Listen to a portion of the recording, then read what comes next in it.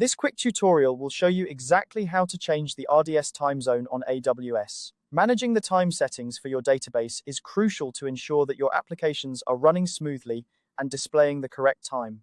Whether you're working with MySQL or PostgreSQL, adjusting your RDS time zone settings can be done efficiently through the AWS Management Console. Let's dive in. First, we need to navigate to the RDS console. Once you're logged in, take a look at the left sidebar. You're going to want to find and click on Parameter Groups. This section allows us to manage configurations related to our database engines. Now, let's go ahead and create a new parameter group. To do this, simply click on the Create Parameter Group button. You'll be prompted to enter some details, and this is where you need to pay close attention. For the parameter group family, it's crucial to select the exact match for your engine and version. For example, if you're using MySQL version 8.0, you should select MySQL 8.0, or if you're on PostgreSQL version 16, choose Postgres 1.6. This step ensures that the parameters you set will be compatible with your database engine, preventing potential issues down the line. Next, give your parameter group a meaningful name. It's best to choose something descriptive that relates to the changes you're making or the application it's being used for. This will help you easily identify it later, especially if you have multiple parameter groups. Once you've filled in these details, complete the creation process.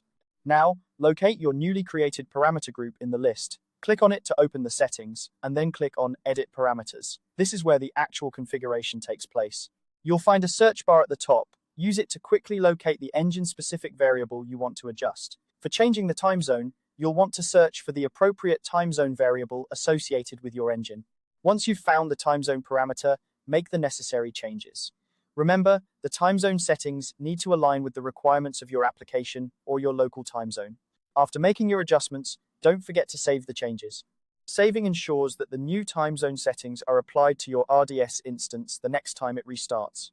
A quick tip: it's a good practice to review the parameter group settings regularly, especially if your application's requirements change or if there's a major update to your database engine. This will help maintain optimal performance and compatibility. And there you have it.